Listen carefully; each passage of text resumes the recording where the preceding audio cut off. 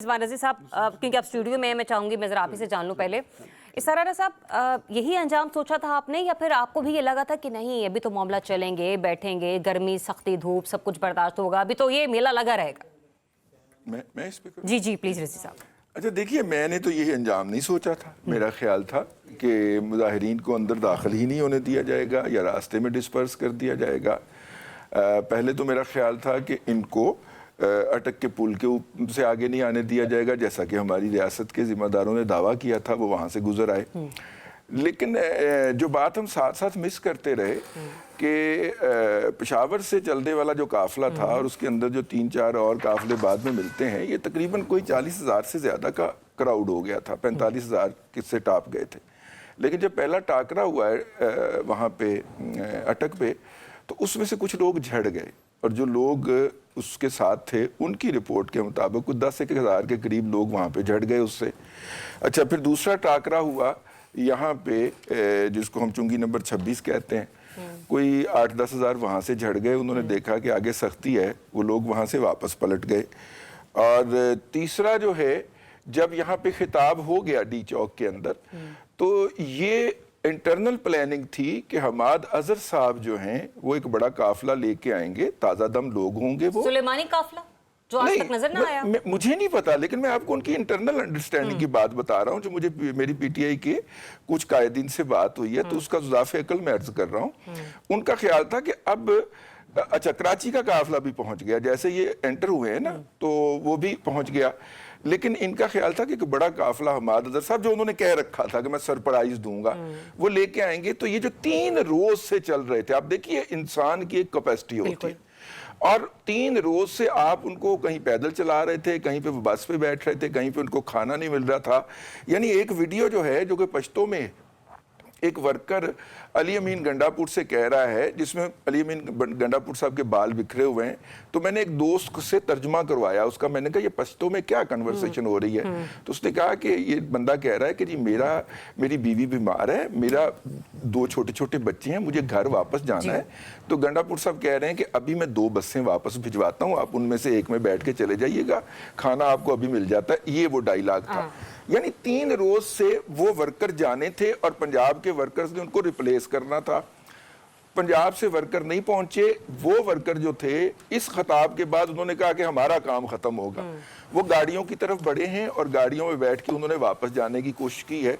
जब उस वक्त सिक्योरिटी फोर्सेस ने ये देखा है कि लोग बहुत कम रह गए हैं, या जो जितने रह गए हैं उनके ख्याल के मुताबिक उसको डिस्पर्स करना आसान है, तो वो अपने रवायती तरीके से आपने कहा ना डिस्पर्स करना आसान था, अब जरा डिस्पर्समेंट की तरफ आते हैं। इसरारा साहब, डिस्पर्स करने का जो तरीका अपनाया गया दुरुस्त था? सबसे पहले तो देखें, मैं ये समझता हूँ कि ये जो बढ़ के मार रहे थे ना वुज़रा, और खास करके वज़ीर दाखिला और आईजी पंजाब, मेरा ख्याल है इन्हें तो इस्तीफा दे देना चाहिए।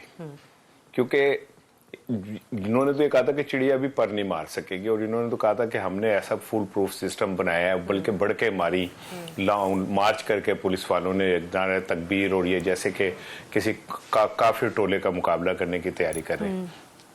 फिर वो लोग डी चौक पहुंच गए। एक मिनट, इसरारा साहब, सिर्फ मोहसिन नकवी को इस्तीफा देना चाहिए? आपको नहीं लगता है कि अली अमीन गंडापुर साहब को भी जरा अपने गिरबान में झांक लेना चाहिए? हर बार गायब हो जाना, हर बार गायब हो जाना। मैं उस तरफ आ रहा हूँ। हाँ। पहले मैं ये वाली बात कर रहा था। ये लोग पहुंच गए, 3 दिन वहां रहे, और उसके बाद रात को जो भी हुआ, देखिए एक बात मैं अर्ज कर दूं, वो चाहे पुलिस वाला हो, वो रेंजर्स वाला हो, वो कोई वर्कर हो, खून जो है वो पाकिस्तानी का है बेशक। और अगर रेंजर्स वाला शहीद होता है, पुलिस वाला शहीद होता है, या कोई वर्कर होता है, तो ये कोई अच्छी बात नहीं ना, किसी तरह भी अच्छी बात नहीं है। ये तो तकलीफ दे बात है, ये तो परेशान कुन बात है। और मैं जो बात कह रहा हूं ना आपको कि इतने पैसे खर्च के 2 अरब पौने 2 अरब रुपए खर्चे इन्होंने पीटीआई के मलांग इन एहतजाजों को निपटने के लिए, किस चीज के लिए भाई? आपने अगर पाक फौज ने आगे क्लियर कराना था तो आप लोग वहां क्या करने के लिए थे? आप वहां दर्शनी पहलवान बैठे हुए थे और आपने डी चौक के अंदर एक तमाशा लगवाए रखा और उसके बाद जनाब आपने हाथ खड़े कर दिए कि जी हमसे तो कुछ नहीं हो रहा। दूसरी तरफ आ जाए पीटीआई की क़यादत, एक बात कल के वाक़े के बाद ये क्लियर हो गई। मैं ना रिजवान रजी को, है तो बड़ा भाई लेकिन मैं शाबाश दूंगा कि उन्होंने जज्बात से आरी होकर फैक्चुअल बात की कि जो हुई, तो मैं एक छोटे भाई के तौर पे शाबाश देता हूँ कि आपने बिल्कुल फैक्चुअल की बात। ये कि ये कल तय हो गया कि इमरान खान अकेला है, इसमें अब दो कोई राय नहीं है। जी जी, वो अकेला है, वो अब जो भी नहीं इसार राना पता नहीं। इसार राना, ये जितने लोग आए थे ये इमरान खान के नाम पे आए थे, इमरान खान अकेला नहीं है। आप ये बात नहीं कह सकते। नहीं सर, मैं लीडरशिप की बात कर रहा हूँ। बिल्कुल, मैं लीडरशिप की बात कर रहा हूँ, मैं लीडरशिप की बात कर रहा हूँ। ये सारे जो हैं ये कागजी पहलवान साबित हुए, पोरस के हाथी हैं ये सारे, ठीक है।